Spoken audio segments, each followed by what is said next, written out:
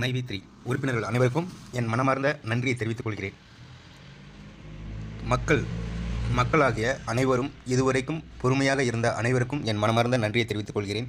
ஏனென்றால் இன்று 60 நாள் முடிந்தவுடன் நமது எம்டி அவர்கள் கண்டிப்பாக வெளியே வந்து விடுவார் அப்படி என்று சொல்லியிருந்தோம். ஆனால் அதற்கு அவங்க அப்ளை பண்ணவே கிடையாது. ஏன்னா சாதாரண பெயிலில் வெளியே வந்தோம் அப்படின்னா இப்போ கண்டிஷன் பெயில் மாதிரி போட்டுருவாங்க.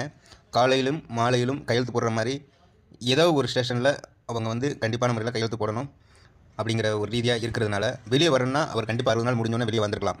பட்டு நம்ம நிறுவனத்தின் எம்டி அவர்களே சொன்னதற்காக மெரிட் பெயில் அப்படிங்கிறது நம்ம நிறுவனத்தை தொடர்ந்து நடத்துறதுக்கும் வேறு ஏதாவது சட்ட சிக்கல் இருந்தாலும் அதற்கு முழு ஒத்துழைப்பு கொடுத்து அவரே உள்ள சரண்டர் ஆனதுனால அவர் அந்த இதை வாங்கிட்டு தான் வெளியே வரணும். ஏன்னா நம்ம மறுபடியும் வெளியே சும்மா உட்கார முடியாது, மக்களுக்கு எல்லாம் பதில் சொல்ல வேண்டியிருக்கும் அப்படிங்கிறது அவர் மனசில் அவருக்கும் தெரியும். பட் நமக்கும் அவர் ஒவ்வொரு நாளும் கதை சொல்லிக்கிட்டு இருந்தால் நமக்கும் அது பிடிக்காது, நமக்கும் மனசு உடஞ்சிருவோம். அப்படிங்கிறதுனால அவர் எல்லாமே ப்ராப்பராக முடிச்சுட்டு வெளியே வர்றதுக்காக தான் மெரிட் பெயில் அப்ளை பண்ணியிருக்காரு. அது ஸ்பெஷலாக அதை விசாரிக்கிறதுக்கு அதுக்காக தான் இன்னும் அவர் தள்ளி போயிட்டு இருக்கிற காரணம் வேறு எதுவும் நினைக்காதீங்க. அவர் சாதாரணமாக பெயில் வாங்கிட்டு வரணும்னு நினச்சா வந்துருக்கலாம். வெளியே அங்கிட்டு சுற்றிக்கிட்டு செஞ்சுக்கிட்டு மறுபடியும் போய் கையெழுத்து போட்டுக்கிட்டு அப்படி இருந்தாங்கன்னா அழகாக வந்திருக்கலாம். பட் நம்ம நிறுவன தலைவர் என்ன செஞ்சிருக்காரு அப்படின்னா மறுபடியும் இந்த கம்பெனியை ரன் பண்ணுற நேரத்தில் எல்லாருக்கும் பே அவுட்டும் கண்டிப்பாக கொடுத்தாகணும் அப்படிங்கிறதுக்காக தான் வெயிட் பண்ணி மெரிட் பெயில் வாங்கிட்டு தான் வெளியே வரணும் அப்படிங்கிறதுக்காக தான் வெயிட் பண்ணுறாரு. கொஞ்சம் அதை புரிஞ்சுக்கோங்க. அதுவும் இல்லாமல் நம்ம நிதியரசர்கள் நிறையா பேர் லீவ்லேயும் சென்றிருக்காங்க. பட் 2 பேர் தான் இருக்காங்க, 3 பேர் இருக்காங்கன்னு சொல்லி கேள்விப்பட்டிருக்கேன். அப்படி தான் சொல்லிட்டு இருக்காங்க. கார்த்திக் பிள்ளை சாரும் அப்படி தான் சொல்லிட்டு இருந்தார். அதன் மூலிமா பார்த்தோம் அப்படின்னா 2 பேர் இருக்கிறதுனால லைன் பிரகாரம் தான் வரும் அப்படிங்கிற மாதிரி. அதுக்காக தான் இந்த நேற்று நைட்டு வரைக்கும் நான் வெயிட் பண்ணி பார்த்தோம். நேற்று நைட்டு 10:30 மணி வரைக்கும் ட்ரை பண்ணி பார்த்தோம். எந்த இன்ஃபர்மேஷனும் கிடைக்கல. கொஞ்சம் வெயிட் பண்ணுங்கள். அடுத்த வாரம் திங்கள் செவ்வாய் புதன் வியாழன் இந்த மாதிரி அடுத்த வாரம் கன்ஃபார்மாக ஏதோ ஒரு நாளில் இயரிங் வரும். தயவு செஞ்சு இத்தனை நாள் பொறுமையாக இருந்தோம், ஓகேங்களா? இன்னமும் கொஞ்சம் பொறுமையாக இருங்கன்னு உங்கள்கிட்ட சொல்கிறதுக்கு என்னிடத்தில் சக்தி இல்லை. ஃபஸ்ட்டு அதை புரிஞ்சுக்கோங்க. பட்டு நம்ம அது சக்தியை வர வைக்கணும். அந்த சக்தியை வர வச்சு தான் இருக்கணும் அப்படிங்கிற மாதிரி ஒரு சுச்சுவேஷன் இதையும் கடந்து போகணும் அப்படிங்கிற ஒரு சுச்சுவேஷன் வந்திருக்கு. உங்கள்கிட்ட நான் என்ன சொல்கிறது, இது வரைக்கும் எல்லாமே ஏரிங்லாம் வந்துருச்சு, எல்லாமே கன்ஃபார்ம் ஆயிடுச்சு. பட்டு கேஸை கையில் எடுக்கிறது தான் ஒரே ஒரு மேட்ரு. அது என்றைக்கு வருங்கிறது தான் கொஞ்சம் மேட்டராக இருக்குது. கொஞ்சம் வெயிட் பண்ணுங்கள். ஆனால் கேஸுன்னு வந்துருச்சு அப்படின்னா கண்டிப்பாக பெயில் நிச்சயமாக உறுதியாக கண்டிப்பாக வெளியே வந்துடுவார். இதுக்கு எந்த மாற்று கருத்தும் கிடையாது. பட் அவங்க விசாரிக்கிறதுக்கு தான் டைம் எடுத்துகிட்டே இருக்காங்க. இதுக்கு இடைஞ்சலாக இருக்கக்கூடியவங்க யார் எவ்வளோ தூரத்தில் எவ்வளோ பெரியவங்க எந்த இடத்துல இருக்காங்க அப்படிங்கிறது உங்களுக்கும் தெரியும். ஆளுங்கட்சியிலேருந்து எதிர்கட்சியிலேருந்து லிட்டர்பேட் கட்சியிலேருந்து எல்லா கட்சிக்காரங்களும் ஒன்று சேர்ந்து கொஞ்சம் சில்லற பைகள் எல்லாருமே ஒன்று சேர்ந்து தான் இதை என்ன பண்ண முடியுமோ அவ்வளோ தூரம் பண்ணியிருக்காங்க. பட் எதுவாக இருந்தாலும் நம்ம நாட்டின் நிதியரசர்கள் அவங்க கையில் தான் இருக்குது. அவங்க தான் நம்ம கம்பெனியை ரன் பண்ணணும் அப்படிங்கிற ரீதியாக சொல்கிறதுக்கு எல்லாம் ப்ராப்பராக இருந்தால் கண்டிப்பாக சொல்லுவாங்க, ஓகேங்களா? நம்மளும் ப்ராப்பராக இருக்குன்னு நினச்சி தான் எல்லாமே பண்ணிக்கிட்டு இருக்கோம். நம்ம நினப்பு கொஞ்சம் கூட குறையலை. அதே நேரத்தில் நிதியரசர்களுக்கு அது போய் சேரணும். பட் இந்த கட்சிக்காரன் அந்த கட்சிக்காரன் எந்த கட்சிக்காரனும் நமக்கு எந்த சப்போர்ட்டும் பண்ண மாட்டான். சில பேர் சொன்னாங்க ஏடிஎம்கேல இந்த கட்சிக்காரன் பிடிச்சா போதும், அந்த கட்சிக்காரன் அதே ஏடிஎம்கேல ஜெயலலிதா அம்மையாருக்கும் கேஸ் போட்டு என்ன நடந்துச்சு அப்படிங்கிறது உலக அறிஞ்ச விஷயம். எல்லா மக்களும் அதை பார்த்துருக்கீங்க. பட்டு ஜெயலலிதா நினச்சிருந்தா மக்களை கூட்டி என்ன வேணாலும் பண்ணிடலாம். பட் நிதியரசர்களுக்கு முன்னாடி எதுவுமே பண்ண முடியாது அப்படிங்கிறது எல்லாருக்குமே தெரியும். நம்ம ஸ்டாலின் அவர்களுக்கும் இன்றைக்கி முதலமைச்சர் ஸ்டாலின் அவருக்கும் சிஎம் செல்லுக்கும் நிறைய பேர் ரிப்போர்ட் கொடுத்துருக்கோம். பட் அவர் ரிப்போர்ட்டை பார்த்துட்டு எல்லாம் என்ன சொல்லியிருக்காரு அப்படின்னா நம்ம இத்தனை வருஷமாக இவ்வளவு தூரம் கட்சியை தொடங்கி இவ்வளோ தூரம் பண்ணியிருக்கோம். 1,00,000 பேரை திரட்டணும் அப்படின்னா ஒரு 15 நாளைக்கு முன்னாடியே சில கோடிகளை ஒதுக்கி சில பேர்கள் நியமித்து எவ்வளோ கஷ்டப்படணும் அப்படிங்கிறது அவங்களுக்கும் தெரியும். 1,00,000 பேர் ஒரு இடத்துல திரட்டணும் அப்படின்னா. ஆனால் இது அசால்ட்டாக கோயம்புத்தூரில் அன்றைக்கி நடந்ததை வச்சு இவ்வளவு தூரம் இந்த கம்பெனி இருக்கா, இந்த கம்பெனி இன்னும் வளர விட்டால் என்ன ஆகும் அப்படிங்கிற ஒரு பயம்தான். எல்லோருக்குமே இந்த பயம் மட்டும்தான் இருக்குது. எல்லா கட்சிக்காரங்களுக்கும் இந்த பயம் வந்துருச்சு, ஓகேங்களா? இந்த பயத்தினால தான் எல்லா கட்சிக்காரங்களும் என்ன பண்ணால் என்ன எப்படிலாம் பண்ணலாம் அப்படிங்கிற ரீதியாக பண்ணிக்கிட்டு இருக்காங்க. ஆனால் எது பண்ணாலும் நம்ம நிதியரசர்கள் சரியாக இருந்தாங்க அப்படின்னா நாமளும் சரியாக இருப்போம். கொஞ்சம் வெயிட் பண்ணுங்கள். நீதியரசர்கள் நீதியை நிலைநாட்டணும் அப்படிங்கிற மாதிரி கரெக்டாக கொண்டு வந்தாங்க அப்படின்னா கண்டிப்பாக ஜெயிக்கிறதுக்கு வாய்ப்பு இருக்குது. கொஞ்சம் வெயிட் பண்ணி தான் பார்க்கணும். ஓகேங்களா? இந்த வாரம் வரும்னு நினச்சி நான் இன்றைக்கி வரைக்கும் நான் வீடியோ போடாமல் தான் இருந்தேன். ஆனால் இன்றைக்கும் வீடியோ போடலை அப்படின்னா நிறைய பேர் கேள்வி வேறு கேட்டுக்கிட்டு இருக்கீங்க, நிறைய பேர் கால் பண்ணி கேட்குறீங்க, நிறைய பேர் வாட்ஸ்அப்பில் மெசேஜ் அனுப்பிடுறீங்க. நானும் வேலையாக இருக்கேன். அந்த வேலை நேரத்தில் வந்து கால் அட்டன் பண்ணி பேச முடியாத சூழ்நிலை. அதுக்காக கொஞ்சம் எல்லார்ட்டையும் நான் ஒரு மன்னிப்பும் கேட்டுக்கிறேன். ஏன்னா நான் இப்போ கொத்தனார் வேலை பார்த்துட்டு இருக்கும்போது, ஒரு சாரத்தில் வேலை பார்க்கும்போது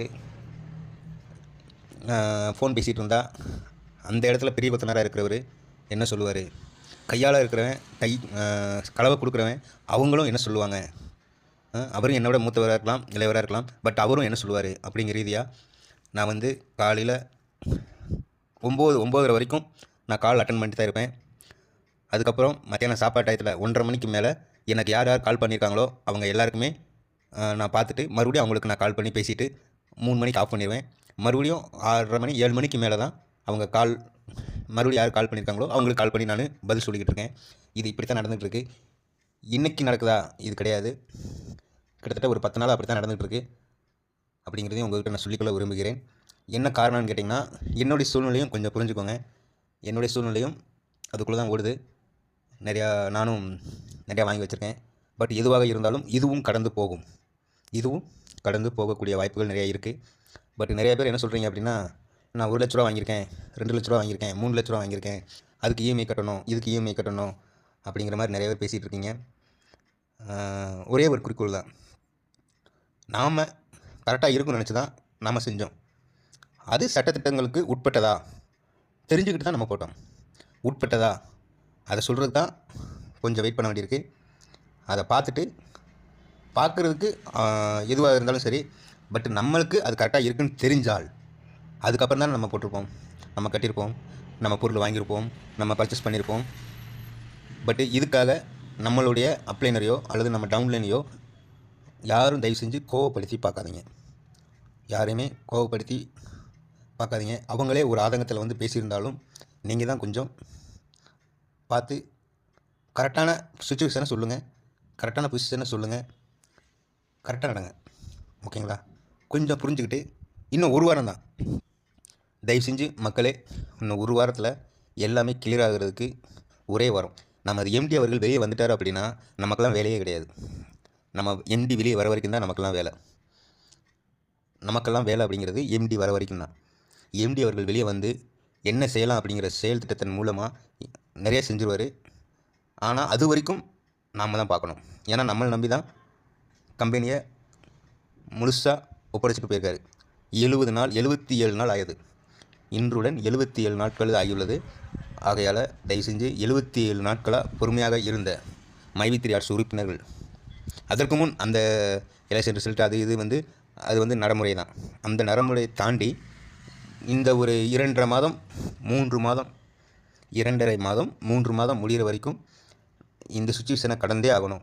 நம்ம சூழ்நிலை, நம்மளுடைய என்ன செஞ்சுட்டு வந்தோன்னு தெரியல, சூழ்நிலைக்காக 8 மாதம், இந்த 8 மாத காலங்களை மிகப்பெரிய சுச்சுவேஷனாக நம்ம கடக்கக்கூடிய சூழ்நிலைகள் உருவாகிடுச்சு. ஏன்னா எலெக்ஷன் டேட்டு எல்லாமே அவனுக்கு சாதகமாகிடுச்சு. யாருக்கு? ஆப்போசிட் பார்ட்டி யாருக்கோ சாதகமாகிடுச்சு. அந்த சாதகத்தோடு சேர்ந்து 8 மாதமாக இன்றைக்கி பே விட்டு வரல. மைவி3 ஆர்ட்ஸ் நிறுவனத்திலேருந்து பே விட்டு வராமல் இருக்கணும் அப்படின்னா சட்ட ரீதியாக பார்க்க போனால் 60 நாள் தான். 60 நாள், அதையும் கடந்து போனால் 3 மாதம் 90 நாட்கள், அவ்வளோதான். ஆனால் இதுக்கு மேலேயும் வரணும் அப்படின்னா அவங்க எடுத்த ஸ்டெப்பு அதுக்கு மேலே எடுத்ததுனால தான் நம்ம அரசியல் கட்சி, நம்ம தானே ஓட்டு போடுறோம், நாம் தானே உட்காந்து ஓட்டு போட்டுட்ருக்கோம். ஓட்டு போட்டு தேர்ந்தெடுத்த ஒவ்வொரு கட்சியும் இன்றைக்கி கட்சியில் வந்து அவங்க ஊறி போய் ஒரு மாவட்ட செயலரோ அந்த செயலரோ இந்த செயலரோ எந்த செயலராக உட்காந்துருந்தாலும் கட்சி தலைவர்களும் அதற்கு உறுதுணையாக போய் இந்த கம்பெனியோட 2 வருஷத்தில் வந்துச்சு, 3 வருஷத்தில் வந்துருச்சு, 4ஆம் வருஷம் தொடங்க போதா, 4ஆம் வருஷத்தில் 20 லட்சம் பேரா? ஒரு இடத்துல கூட்டம் கூட 20 லட்சம் பேர் சேருவாங்களா? 2 லட்சம் பேர் சேருவாங்களா? 3 லட்சம் பேர் சேருவாங்களா? இத்தனைக்கும் எம்டி அவர்கள் சொல்லாமல் இருக்கும்போதே லட்சக்கணக்கான பேர் நீலாம்பூரில் கூடுனது தான். ஓகேங்களா? ஆனால் நீலாம்பூரில் கூடுனது மேட்ரு கிடையாது. அதையும் தாண்டி இன்னும் பல மக்கள் நமக்குள்ளேயும் இருக்காங்க. அவங்களாம் நிறைய பேர் நீலாம்பூருக்கு வரவே இல்லை. ஆனால் வந்திருந்தாங்க அப்படின்னா இன்னும் பிரமிச்சு போயிருக்கும். இதெல்லாம் ட்ரெய்லர் தான். கொஞ்சம் வெயிட் பண்ணி பார்ப்போம். இதுக்கு மேலேயும் என்ன செய்ய முடியுமோ செஞ்சு பார்க்கட்டும். இவ்வளவு தூரம் மைவி3 ஆர்ட்ஸ் உறுப்பினர்களுக்கு இவ்வளோ தூரம் கஷ்டங்கள் கொடுத்தும் இன்னும் இவ்வளோ பொறுமையாக இருக்காங்க அப்படின்னா உண்மையிலே அவங்க எல்லாருக்குமே ஹேண்ட்ஸ்அப். நான் உண்மையிலே தலை வணங்கி நான் பாதம் தொட்டு என் நன்றி வார்த்தையால் சொல்கிறதுக்கு எந்த வார்த்தையும் கிடையாது. நான் வார்த்தையால் சொல்கிறதுக்கு எந்த வார்த்தையும் கிடையாது. தயவு செஞ்சு புரிஞ்சுக்கோங்க. இன்னும் ஒரு வாரத்தில் நம்மளுடைய எம்டி அவர்கள் வெளியே வருவார். வந்து அடுத்த கட்ட நடவடிக்கையை கண்டிப்பாக அவரே சொல்லுவார். அவர் வாயிலிருந்து நம்ம கேட்கணும் அப்படிங்கிறது எதிர்பார்த்துக்கிட்டு இருக்கேன். நீங்களும் கொஞ்சம் சற்று எதிர்பாருங்க. மைவி3 ஆர்ட்ஸ் உறுப்பினர்களுக்கு மட்டும் இந்த கேள்விகள், இந்த பதில்கள், இவ்வளோ தூரம் ஆதங்கத்தை நான் பேசியிருக்கேன் அப்படின்னா என்னுடைய உறுப்பினர், என்னுடைய குடும்பத்தில் ஒருத்தர் அப்படி நினச்சி தான் நான் பேசிகிட்டு இருக்கேன். பட்டு இதில் அதர்ஸ் உறுப்பினர் யாரும் தயவு செஞ்சு கேட்டுட்டு அதுக்கு ஆப்போசிட்டாக பதில் சொல்லுவோம், அப்படி சொல்லுவோம், இப்படி சொல்லுவோம்னு சொல்லி யாரும் தயவு செஞ்சு பேணிக்காக வேண்டாம். மைவி3 ஆர்ட்ஸ் உறுப்பினர்கள் யாராக இருந்தாலும் இவ்வளோ தூரம் பொறுமையாக இருந்தோம். சற்று ஒரு வாரம், இன்னும் ஒரே ஒரு வாரம் தான். ஏன்னா நம்ம நேரத்துக்கு நிறையா ஜட்ஜஸ் லீவ் போட்டிருக்காங்க. அதில் 2 ஜட்ஜஸ் தான் இருக்காங்கன்னு சொல்லி இன்றைக்கி கார்த்திக் பிள்ளை சார்னு சொல்லியிருக்காரு. ஏன்னா நமக்கு சட்டத்திட்டம்லாம் தெரியாது. அவர் சொல்கிறத வச்சு தான் நம்ம எல்லாம் பண்ணிக்கிட்டு இருக்கோம். நிறையா வக்கீல்ஸ்லாம் நிறையா இருக்காங்க. பட்டு வீடியோ போட்டு எல்லா மக்கள்கிட்டையும் பேசிக்கிட்டு இருக்க நபர் யாருன்னு கேட்டிங்கன்னா கார்த்திக் பிள்ளை மட்டும்தான். அவருடைய வார்த்தைகளுக்கு நான் தலைவணங்குறேன். தயவு செஞ்சு கொஞ்சம் பொறுமையாக இருங்க. அடுத்தடுத்த கட்ட நடவடிக்கையை என்ன நடக்குதுன்னு பார்ப்போம். எது நடந்தாலும் பார்ப்போம். என்ன நடக்கும், எது நடந்தாலும் பார்ப்போம். ஓகேங்களா? கொஞ்சம் பொறுமையாக இருங்க. எது நடந்தாலும் சற்று பொறுமையாக இருங்க. இதுக்கு மேலேயும் நடக்கிறதுக்கு வாய்ப்புகள் இருக்கா, அதையும் பார்ப்போம். ஓகேங்களா? சற்று கொஞ்சம் பொறுமையாக இருங்க. ஏன்னா என்னுடைய சூழ்நிலையில் பார்த்தீங்க அப்படின்னா நிறையா இருக்குது. நிறையா ஆதங்கத்தை நான் கொட்டக்கூடாது. அதுக்காக நான் கொஞ்சம் அடக்கி வாசிக்கிறேன். கொஞ்சம் யோசிச்சு பாருங்கள். நம்ம நிறுவனத்தில் எல்லாம் கரெக்டாக தான் பண்ணிட்டோம், நம்மளும் கரெக்டாக தான் பண்ணிக்கிட்டு இருந்தோம். நிறுவனத்தின் சைடிலேருந்து எதுவுமே தவறு கிடையாதுங்கிறது அவருடைய ஒப்பீனியன். அதுக்காக தான் உள்ளே போய் உட்காந்து எல்லாருக்குமே விளக்கி கொடுத்துக்கிட்டு இருக்காரு. விளக்கி கொடுத்துக்கிட்டு இருக்கும்போது அவங்க கொடுப்பாங்க. கொஞ்சம் வெயிட் பண்ணி பாருங்கள். ஓகேங்களா? இன்னும் ஒரே ஒரு வார காலம், ஒரு வாரத்தில் எல்லாமே சரியாகும். நம்ம எம்டி வெளியே வரும்போது நிறுவனம் மிக சரியான நிறுவனம் அப்படின்னு ஒரு சர்டிஃபிகேட் கொடுக்கணும். அப்படி கொடுப்பாங்கன்னு நினச்சி தான் நான் சொல்லிக்கிட்டு இருக்கேன். கொஞ்சம் வெயிட் பண்ணுவோம். ஓகேங்களா? இன்னும் ஒரு வாரம். நான் சொல்லியிருந்தேன், நான் தான் சொன்னேன், இதே வாயால் நான் தான் சொல்லியிருந்தேன், இதே வீடியோ மூலியமாக நான் தான் சொல்லியிருந்தேன். எல்லார்கிட்டையுமே 60 நாள் முடிஞ்சிட்டா வெளியே வந்துடுவார், எல்லாம் பண்ணிடுவார் அப்படின்னு சொல்லியிருந்தேன். ஆனால் அவர் அதை பண்ணுறதுக்கு வெளியே வர்றது எப்போ நாள் வந்துருக்கலாம். வெளியே வர மாதிரி இருந்துச்சுன்னா நான் போய் என் குடும்பத்தோட இருக்கணும்னா இருந்துக்கலாம். பட்டு நம்ம மைவி3 ஆர்ட்ஸ் நிறுவனத்தில் இருக்கிற ஒவ்வொரு உறுப்பினருக்கும் பேமெண்ட்டு போடணும் அப்படிங்கிற விஷயத்துக்காக தான் அவர் கொஞ்சம் வெயிட் பண்ணுறாரு. நாமளும் வெயிட் பண்ணி பார்ப்போம். கூடிய சீக்கிரம் இதெல்லாம் நல்ல முறையில் முடியும், நல்ல விதமாக முடியும், நல்ல எண்ணத்தோடு இருக்கிறவங்களுக்கு நல்ல எண்ணங்களாக முடியும். ஓகேங்களா? நல்லவர்களுக்கு நல்லவே முடியும், நல்லது மட்டும்தான் நடக்கும். பட்டு யார் என்ன சொன்னாலும், எந்த கட்சிக்காரங்களை சொன்னாலே எனக்கு வேண்டாங்க. கட்சிக்காரங்களே வேண்டாம். ஏன்னா இன்றைக்கு வரைக்கும் தமிழ்நாட்டில் 42 வயசு ஆகுது எனக்கு. 42 வயசில் 24 வருஷமாக கிட்டத்தட்ட ஒரு 24 ஓட்டு போட்டிருக்கேன். 24 ஓட்டு போட்டிருக்கேன். பட்டு இதில் ஆளுங்கட்சியிலேருந்து இல்லை, உள்ளாட்சி தேர்தல், சட்டமன்ற தேர்தல், எம்பி தேர்தல், இதில் இடைத்தேர்தல் ஒரு 24 ஓட்டு பக்கம் போட்டிருக்கேன். ஆனால் பட் எதுவாக இருந்தாலும் இவங்க எல்லாருமே வேஸ்ட்டு. இன்றைக்கி வரைக்கும் நாம் இவனோ ஒருத்தன் செய்வான்னு நினச்சி செஞ்சுட்டு இருந்தோம் இல்லையா, ஓட்டு போட்டுட்டு இருந்தோம் இல்லையா, ஓட்டு போட்டவங்க எல்லாருமே வேஸ்ட்டு தான். எந்த கட்சிக்காரனும் கிடையாது, எந்த கட்சிக்காரனும் நமக்காக நிற்கலை, எவனுமே நிற்கலை. ஏன் நிறுவனத்துக்கு நிற்கணும்னு அவசியம் கிடையாது, எந்த நிறுவனத்துக்கு நிற்கலை. உலகத்தில் நடக்கக்கூடிய நிறுவனங்கள், எல்லா நிறுவனங்களும் சரியாக தான் இருக்குது. பட் ஏதோ ஒரு இடத்துல தப்பு பண்ணியிருந்தாலும் அது நிறுவனத்தை சைடு தப்பு பண்ணாங்களா, இல்லை மக்கள் சைடு தப்பு பண்ணாங்களா, என்ன பண்ணாங்கன்னு தெரியாது. பட்டு நம்ம நிறுவனத்தை பொறுத்த வரைக்கும் நாம் கரெக்டாக தான் பண்ணியிருக்கோம். ஆனால் எந்த கட்சிக்காரனும் இன்றைக்கி வரைக்கும் இன்வால்வ் ஆகலை. இதிலேருந்தே தெரிஞ்சுக்கோங்க. யாராவது ஒருத்தர் வாயை திறந்துருக்காங்களா? யாராவது ஒருத்தர் வாயை திறந்துருக்காங்களா? ஏன் அவங்களுக்கு எதுவும் போகாமலா இருக்குது, எதுவும் வாங்காமலா இருக்காங்க, இல்லை எதுவும் வாங்கிட்டு வாங்காமல் இருக்கிற மாதிரி பேசுகிறாங்களா, இல்லை வாங்காமல் வாங்கின மாதிரி பேசுகிறாங்களா? அப்படிங்கிற விஷயத்தையும் உங்கள்கிட்ட நான் விட்டுறேன். தயவு செஞ்சு சொல்கிறேன், நம்ம நிறுவனம் வேறு லெவலில் போய்கிட்டு இருக்குது. நிதியரசர்கள் நீதி இருக்குது, நியாயம் இருக்குது அப்படின்னா கொஞ்சம் வெயிட் பண்ணி தான் பார்க்கணும். ஓகேங்க சார். எல்லோருக்கும் என் மனமார்ந்த நன்றி, வாழ்த்துக்கள். ஒரே ஒரு வாரம், அடுத்த சனிக்கிழமை, இன்றைக்கி சனிக்கிழமை, அடுத்த சனிக்கிழமைக்குள்ளே நிச்சயமாக நல்ல விஷயம் நடக்கும். ஓகேங்களா? உண்மையே பேசுபவன் சற்று திமிராக பேசுவது போலவே தோன்றும். அது திமிரல்ல, உண்மையை கொடுக்கும் கம்பீரம். அது திமிரு அல்ல, உண்மையை கொடுக்கும் கம்பீரம். நான் உண்மையை தான் பேசிகிட்டு இருக்கேன், இன்றைக்கு வரைக்கும் உண்மையை தான் பேசிகிட்டு இருக்கேன்.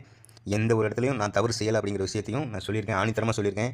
இதில் வந்து எடப்பாடியாக இருந்தாலும் சரி, மு.க. ஸ்டாலினாக இருந்தாலும் சரி, மறைந்த தலைவர் யாருக்கு தலைவர்? யாருக்கோ, எனக்கு கிடையாது.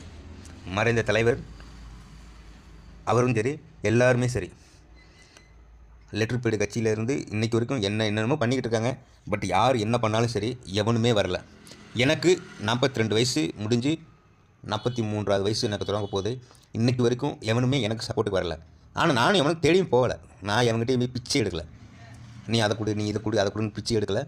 ஆகையால் நான் எவனையும் தேடி போகணும்னு அவசியமே எனக்கு கிடையாது. ஓகேங்களா? நம்ம கரெக்டாக தான் பண்ணியிருக்கோம். நம்ம பண்ண பிஸ்னஸ் கரெக்டாக தான் பண்ணியிருக்கோம். கரெக்டாக பண்ணவங்களுக்கு கரெக்டாக இருக்கும், கரெக்டாக பண்ணிக்கிட்டு இருக்கிறோங்கிற விஷயத்தையும் அவங்களுக்கும் போய் சேர்க்குறோம். அவங்களும் கரெக்டாக இருந்துச்சு அப்படின்னு சொன்னால் அதை நடைமுறைப்படுத்தட்டும், என்ன வேணாலும் படுத்தட்டும், எப்படி கொண்டு போகணுமோ கொண்டு போகட்டும். பட் நான் என்னுடைய நிறுவனத்தை, என்னுடைய செயலில் நான் கரெக்டாக தான் பண்ணிகிட்டு இருந்தேன். என் நிறுவனம் கரெக்டான நிறுவனம். என் நிறுவனத்தில் நான் பர்ச்சேஸ் பண்ணியிருக்கேன். என்னுடைய அமேசானில் பர்ச்சேஸ் பண்ணியிருக்கேன், ஃப்ளிப்கார்ட்லேயும் பர்ச்சேஸ் பண்ணியிருக்கேன், எல்லா கடையிலையும் பர்ச்சேஸ் பண்ணி தான் இருந்திருக்கேன். பட் எல்லாத்துலேயும் எனக்கு வருமானம் வந்துச்சு. அதில் 1% வச்சு, இதில் 1% வச்சு, இதில் 1% வச்சு, இதில் எனக்கு கூட கொஞ்சம் % வச்சு, அவ்வளோதான்.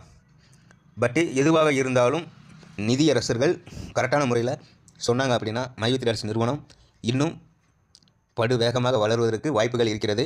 தயவு செஞ்சு ஒரு வாரம் வெயிட் பண்ணுங்கள். வேறு லெவலில் போகிறதுக்கு வாய்ப்புகள் இருக்குது. கொஞ்சம் வெயிட் பண்ணுங்கள். ஓகேங்களா? ஓகேங்க சார்.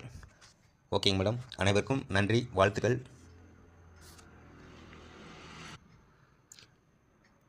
என் குடும்ப சூழ்நிலை தான் இதுதான், என்னுடைய குடும்ப சூழ்நிலை. இதில் என்ன அப்படின்னா, கார் கிடையாது, பட்டு என்னுடைய சுமைகள் இதான். ஆனால் சொந்த கட்டிடம் கிடையாது, சொந்த வீடு கிடையாது, வாடகை வீடு தான். பட்டு வாடகை வீட்டில் இருந்தே இத்தனை நாள் எப்படி ஓட்டியிருப்பேன் அப்படிங்கிறத நீங்களே இதிலே யூகிக்கலாம். எப்படி யூகிக்கலாம்? பார்த்துக்கிட்டு கரெக்டாக பண்ணுங்கள். கரெக்டாக பண்ணுற அனைவருக்கும் என் மனமார்ந்த நல்வாழ்த்துக்கள். வேறு லெவலில் போகிறதுக்கு இது ஆணி வேறு தான் தவிர வேறு ஒன்றும் இல்லை. இந்த ஆணி வேறு கரெக்டாக ஊனிட்டோம் அப்படின்னா நம்ம எல்லைக்குள்ளே வேறு எவனும் வர முடியாது. கொஞ்சம் பொறுத்திருந்து நல்லது ஒரு வாய்ப்பினை கிடைச்சிருக்கு. கிடைச்சதை விடாமுயற்சியோடு அதை பெறுபவரே மிகப்பெரிய வெற்றியாளர். கொஞ்சம் வெயிட் பண்ணி பார்ப்போம். ஓகேங்களா? எல்லாருமே வெயிட் பண்ணுவோம். எல்லாருமே மிகப்பெரிய வெற்றியாளர் தான். கொஞ்சம் வெயிட் பண்ணுவோம். ஓகேங்க சார். இன்னும் ஒரு வார காலம், ஒரு வாரத்தில் நமது எம்டி அவர்கள் அடுத்த சனிக்கிழமைக்குள்ளே கண்டிப்பாக வெளியே வருவார். ஏன்னா ஏற்கனவே நிறைய தடவை சொல்லியிருக்கேன், நீங்களும் பார்த்துருப்பீங்க. இப்போவும் சொல்கிறேன், வர்ற சனிக்கிழமைக்குள்ளே நம்ம எம்டி வந்து கண்டிப்பாக வெளியே வருவார்.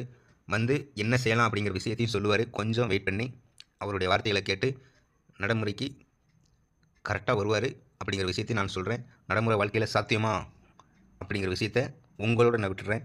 கொஞ்சம் வெயிட் பண்ணி பார்ப்போம். ஓகேங்களா? ஓகேங்க சார். அனைவருக்கும் நன்றி, வாழ்த்துக்கள். வாழ்த்துக்கள் மேடம், வாழ்த்துக்கள் சார். ஓகேங்க சார். முழுக்க மக்கள் செயல்படுறோம். நம்ம கம்பெனி என்ட்ரி ஃப்ரீ தான். இது தெரிஞ்சிருந்தும் அந்த அதிகாரி வழக்கு போட்டிருக்காரு. இதை நான் சட்டப்படி எதிர்கொள்வேன். இது வரைக்கும் 9 மாதமா அந்த ஒரு நபர் கொடுத்த பெட்டிஷனுக்காக நான் போகாத ஆபீஸ் கிடையாது, பார்க்காத அதிகாரி கிடையாது. ஆனா எங்கேயுமே நான் யாரையுமே என் துணை கூப்பிடல. ஏன்னா நம்ம மடியில கனம் இல்ல, வழியில பயம் இல்ல, நேரா போய் எல்லாத்துக்கும்